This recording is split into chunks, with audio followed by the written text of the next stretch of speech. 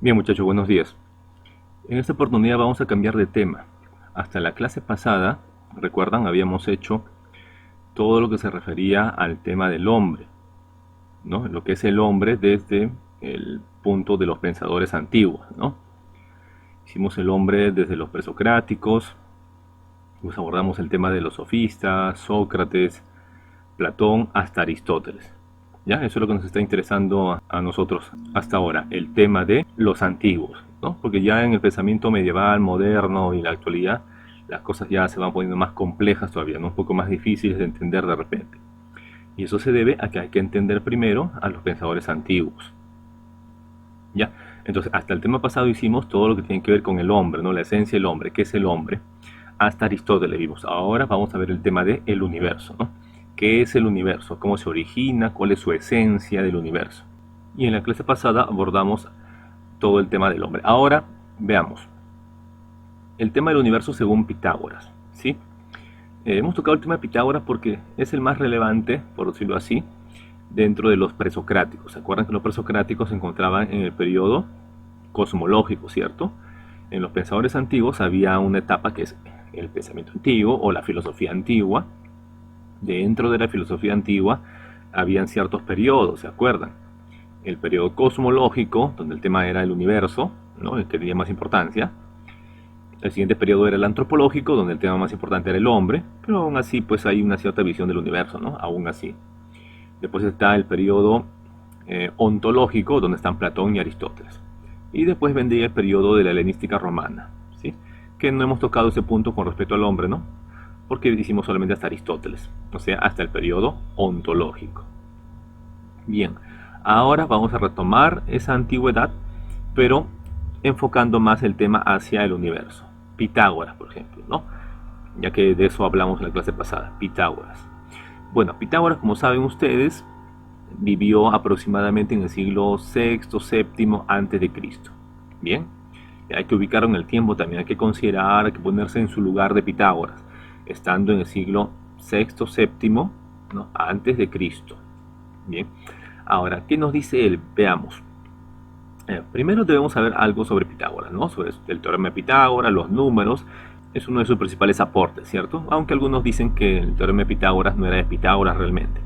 Y eso se debe a que Pitágoras había formado una especie de secta, ¿no? Una especie de comunidad científica en realidad, donde hacían aportes, investigaciones, ¿no? Y por eso es que las personas que estaban ahí vendían todas sus cosas y el dinero que recaudaban era para la escuela, ¿no? Esta secta, este grupo, para que puedan realizar sus investigaciones. Y muchas de las teorías que se descubrían ahí pues eran atribuidas al gran maestro, ¿no? El sumo sacerdote que era Pitágoras. Bien, ya que él representaba ese círculo.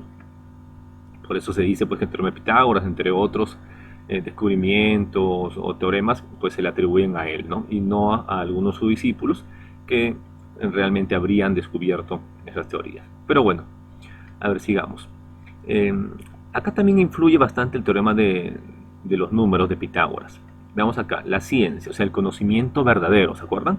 Ciencia o el conocimiento verdadero, que luego Platón va a hacer la diferencia entre lo que es la ciencia o episteme en griego y la doxa o conocimiento aparente, ¿no?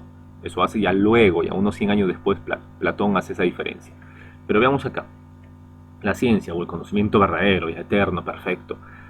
Para Pitágoras, la ciencia es el medio de liberarnos de la sensibilidad y de remontarnos al orden cósmico. Recuerden, Pitágoras hablaba de los números, ya, ese ejemplo que habíamos hecho antes, recuerden, los números, por ejemplo, el número 1, el 2, el 3, el 4, el 5, ¿no? Por ejemplo, el número 5, ¿dónde existe el número 5? ¿Dónde está el número 5? ¿Cierto? Cosa que después Platón también va a hacer ese ejemplito, ¿eh? Los números no existen así como las cosas que vemos acá. No existe así como esta computadora, o como este libro, o como esta carpeta, ¿cierto? No existen de esa manera los números. Yo no puedo ver, agarrar un número y romperlo en pedacitos. No puedo. Eso puedo hacerlo con una silla, con un libro, con una computadora, ¿no? Romperlo en partes y luego armarlo otra vez, etcétera. Todo lo que está en este mundo sensible se puede hacer eso. Se puede destruir, romper, dañar, puede sufrir también, así como las personas o un animal. Pero los números no. Y eso no quiere decir que los números no existan, sino que existen en otro plano, pues no existen de otra manera. No existen como estas cosas que vemos acá, como por ejemplo, repito, el libro, el celular que tengo aquí, pues, ¿no? Existen desde un cierto punto en el tiempo y van a terminar su existencia en un cierto punto en el tiempo. Por ejemplo, este libro que tengo en mi mano, este libro no existe desde siempre, no es eterno. Este libro existió desde que el momento que el librero, pues, ¿no? La persona encargada juntó las hojitas, imprimió, hizo todo, ¿no? Y luego produjo ese libro. Ahí nació el libro, apareció el libro en un determinado punto en el tiempo. No es que el libro haya existido siempre. Y así también ese libro va a desaparecer en algún momento, ¿no? Se va a gastar, se va a polillar de repente o se puede quemar, tantas cosas, ¿no? Y ahí va a terminar ese libro. De la misma manera que pasa eso con el libro, pasa con todas las demás cosas. Aparecen en un momento y a la larga van a desaparecer también, ¿no? O van a morir, como quieran verlo, ¿ya? Con los números no pasa eso. Los números no aparecen, no nacen, ¿cierto? No mueren los números. Los números siempre están ahí, son eternos. Y eso se debe, pues, son perfectos, ¿no? Y eso se debe a que esos números no están aquí, en este mundo sensible, ¿no? Ahí Pitágoras ya plantea algo de lo que luego Platón va a hacer, ¿no? La diferencia entre mundo sensible, un mundo ideal, ¿no? Eso ya lo hace Platón. Pero acá Pitágoras ya está comenzando a hablar de eso, ya está comenzando a hablar de esos temas. Bien. Entonces, por eso dice pues Pitágoras que la ciencia es el medio de liberarnos de la sensibilidad, porque la sensibilidad es lo que nos produce problemas, la sensibilidad es lo que nos engaña, no podemos confiar en los sentidos siempre, los sentidos siempre son eh, las causas de que nos equivoquemos. ¿No? Yo veo este objeto y creo que es de una manera y después me entero que no, yo estaba mal, no vi bien, no escuché bien, no sentí bien, o la otra persona lo ve de otra manera, la otra persona lo siente, lo experimenta de otra manera. Se dan cuenta que los sentidos se engañan mucho, nos llevan a muchos problemas. Nosotros no conocemos las cosas realmente por los sentidos, no por los ojos, el tacto, el olor, no conocemos las cosas por esa manera. La ciencia, chicos, la ciencia que ustedes ven en los libros, las teorías, lo que los científicos de la historia han dicho, todo eso, ¿cómo lo han obtenido? ¿Con solamente los sentidos? ¿Solo los sentidos es lo que ha provocado estas teorías? Porque si solamente fueran los sentidos, muchachos, entonces un animalito, un perrito, pues, ¿no? Un gatito podría haber formado la ciencia también, ¿no? Podría tener ciencia, conocimiento, haber hecho muchas teorías. ¿Por qué un perrito, por qué un gatito no pueden hacer teorías científicas? La teoría de los números o la teoría de tantas cosas que nos han enseñado en la escuela. ¿Por qué un perrito y un gatito no podrían hacer eso? Si también tienen sentidos. Eso es porque los sentidos no es suficiente para que uno pueda formar conocimiento, para que uno pueda llegar a una ciencia, a un conocimiento verdadero. No. Es más, los sentidos son las causas, como dijimos, de que nos equivoquemos, de que podamos cometer muchos errores. Por eso dice acá, y así poder, ¿no? Con la ciencia, poder remontarnos al orden cósmico divino. Ya, Dios, la perfección, el alma, no todo eso es contrario a la sensibilidad. Dice, no buscan las causas primeras del mundo en lo material. O sea, los pitagóricos se refieren en este caso. Los pitagóricos no buscan la causa primera del mundo en lo material, sino en lo puramente formal, o sea, en lo que es más abstracto, en las ideas, ¿no? Y como acá vemos, en los números. ¿Ya? Ellos dicen pues que los números, Pitágoras, bueno, ¿no? Pitágoras, pitagóricos dicen que los números es la forma en que está compuesta el universo. El universo se conforma por números. Conocemos el universo a través de los números. Hay un orden en el universo por los números. Y por eso Pitágoras va a considerar que el universo va a comenzar, la esencia del universo, como está en los números, va a comenzar por el número 1. O como ellos lo representan, como Pitágoras lo representa, en el punto, ¿no? O sea, en un espacio, ¿no? Esto lo lleva ya a un nivel geométrico, a un espacio. Ya se cuenta, el número 1, el punto. Ahora, recuerden lo que dijimos en clase. ¿Ya? El punto, ¿cómo se define a un punto? Y eso lo va a hacer Euclides, 2 siglos después de Pitágoras. ¿Ya? Va a ayudar a que podamos entender esto, definiendo lo que es un punto, ¿no? Así como lo entendía Pitágoras también, aunque no lo definió él, ¿no? El punto, dice Euclides, después, ¿no? 2 siglos después, dice que el punto es aquello que carece de partes, ¿no? Aquello que no tiene partes, aquello que ya no se puede dividir, porque no tiene partes justamente. Ahora, así como pasa con los números, chicos, ya que dijimos el número 5, ¿dónde está? No lo vemos, ¿cierto? Porque si viéramos el número 5, si yo tuviera aquí al número 5 en mi escritorio, Y si yo odiara los números, agarraría el número 5 y lo destruiría, ¿cierto? Porque si destruyo el número 5, pues ya he hecho un gran daño a las matemáticas, ¿no? Porque a mí no me gusta la matemáticas y entonces quiero destruir toda la matemática destruyendo un número, ya hice un gran daño. Obviamente no va a pasar eso, porque yo no puedo ver el número 5 acá. Veo, como dijimos, representaciones de los números. Formas en que el hombre representa a los números, como el número 5, por ejemplo, ¿no? El número 5 lo representamos así, ¿no? Con un circulito, después una línea, etcétera. Ya, ese es el número 5, pero la representación no es el verdadero número 5. ¿Mm? Cuando yo escribo mi cuaderno número 5, cuando yo veo ahí en la computadora el número 5, o en la pizarra el número 5 escrito con una tiza, pues no es el verdadero número 5. En el cuaderno veo en realidad pues papel con manchas de tinta, ¿cierto? Que yo he escrito, no es el número 5. En la computadora el número 5 que yo veo en realidad pues son un montón de píxeles, colores, ¿no? Que están en una pantalla. Cuando veo una pizarra número 5 también igual veo una pizarra o el material de la pizarra, ¿no? Con la tiza, etcétera, ¿no? De un cierto color. Eso es lo que yo veo realmente. No veo al número 5. El número 5 existe, si es que quieren verlo así, en mi mente. Y ni siquiera está en mi mente. O sea, yo no puedo decir el número 5, el verdadero, claro, obviamente, ¿no? Hablamos del verdadero, no de una copia. El verdadero número 5 tampoco está en mi mente. ¿Sí? Porque si el verdadero número 5 estuviera en mi mente, pasaría lo mismo. Alguien viene, me destruye, y como el número 5 estaba en mi mente, ¿qué hubiera pasado? Se destruiría también el número 5, ¿no? Porque me han destruido a mí. Obviamente, eso no va a pasar. ¿Por qué? Porque el número 5 no está en mi mente, ni en tu mente tampoco. Sino que ese número 5 se ha puesto en nuestra mente. Es una representación también de lo que nosotros entendemos por el número 5. ¿Sí? Que quede claro eso sobre el tema de los numeritos, ¿ya? Estos números. No son cosas sensibles, no son cosas que podemos tocar, experimentar los números. ¿Mm? Los números siempre van a existir, son perfectos. Y por ese motivo no están en este mundo sensible que yo toco, veo, experimento. En este mundo sensible que yo veo y toco, solamente hay cosas pues corpóreas, ¿no? Que tienen una masa, que tienen cosas corporales, ya que tienen cuerpo, que tienen materia. ¿Mm? El número 5 no existe en este plano, así como el punto. Dense cuenta, un punto, como hemos dicho, ¿el punto qué es? Aquello que carece de partes, aquello que no tiene partes, aquello que no se puede dividir, que no tiene partes. Y en este mundo que nosotros vemos y tocamos, ¿dónde hay algo que no tenga partes? Piensen en eso. ¿Dónde hay algo en este mundo que yo veo, que toco, que experimento? ¿Habrá algo que no tenga partes? Todo tiene partes, absolutamente todo. La mesa, la computadora, un chip, un átomo, hasta un átomo tiene partes. Todo tiene partes, tiene una masa, una figura, ¿cierto? Redonda, circular, cuadrada, son cuerpos materiales, todo.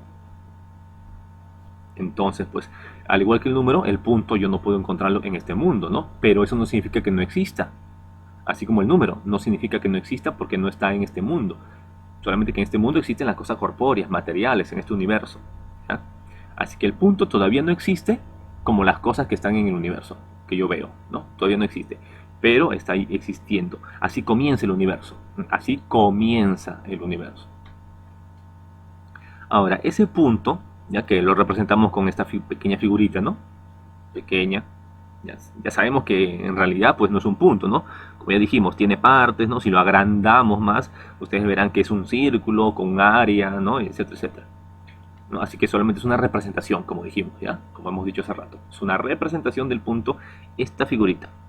Ya, ahora, ahí comienza todo. Esto representa el número 1, ¿ya? El punto. Cuando ese punto se mueve, como aquí abajo, el punto se movió, ¿ya? Se mueve. Entonces tenemos lo que va a ser una línea, ¿no? La línea. Ahora, ¿qué es una línea? Una línea pues será la unión de dos puntos, ¿no? Ya teníamos un punto, ahora tenemos dos puntos. Cuando hay dos puntos y se unen esos dos puntos, pues se forma una línea.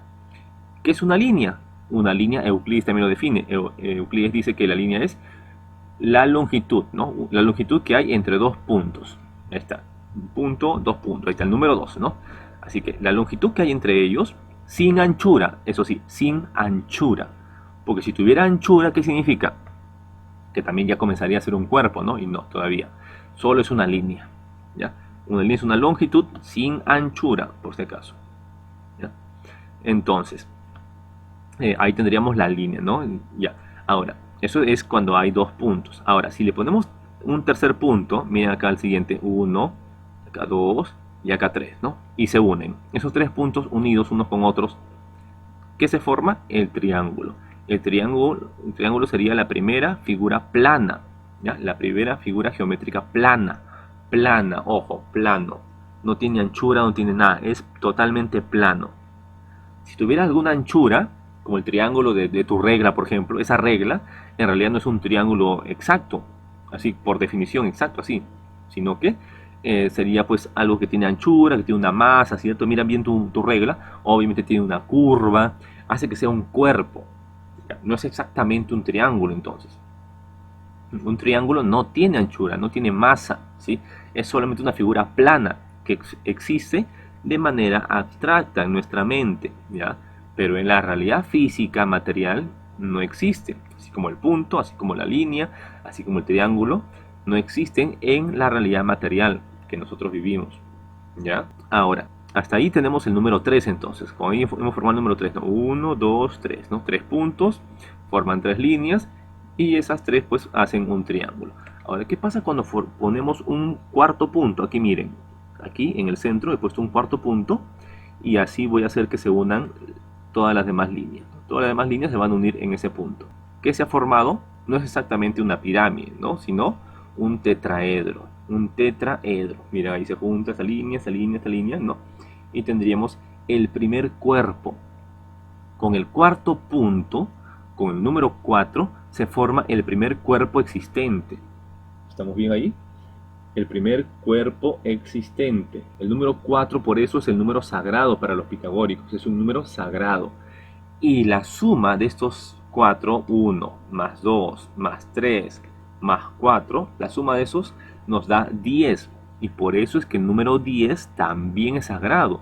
El número 10 para los pitagóricos es el número perfecto, ¿ya? Porque es la suma de esos números que están dando origen al primer ser material existente, al primer ser corpóreo, al primer cuerpo que existe en el universo. Ok, entonces el número 10 por eso es importante acá, ¿ya? Por eso es que contamos hasta el número 10, 1, 2, 3, 4, 9 y de ahí 10, ¿no? Volvemos al inicio, 10. Y otra vez 11, 12 y 10, 10, 10. Siempre contamos hasta el 10 y volvemos al inicio, de esa manera.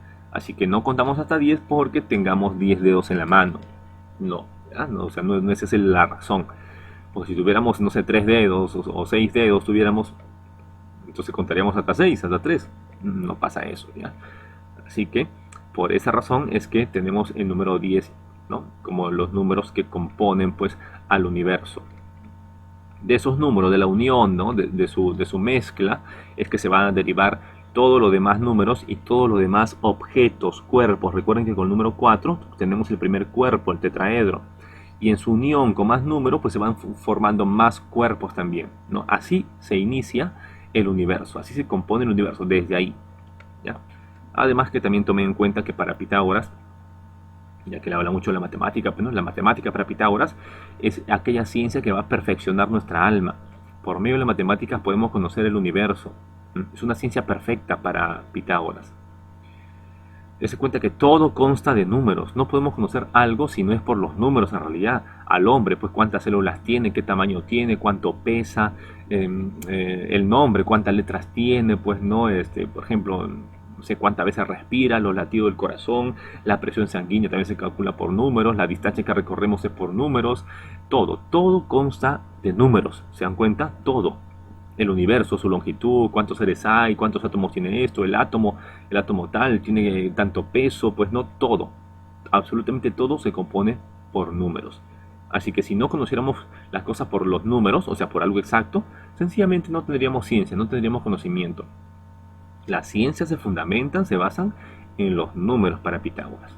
Bien, en este elemento que contiene pues estos números que son exactos. ¿Ya? La exactitud. Los sentidos no nos dan esa exactitud, los sentidos no, son los números en realidad. Los números son los que ordenan al mundo. Bien, bien muchachos, entonces hasta aquí nos quedaríamos. Ya no hemos tocado todo el tema y profundizado en otra cosa más, sino, bueno, lo más importante, por decirlo así, no lo más curioso, que sería pues esta forma en cómo se compone el universo, ¿no? Para Pitágoras en este caso, la esencia del universo para Pitágoras, ¿no? Todo nace del 1 y con el número 4 pues formamos el primer cuerpo en el universo. Bien muchachos, cuídense mucho, hasta pronto.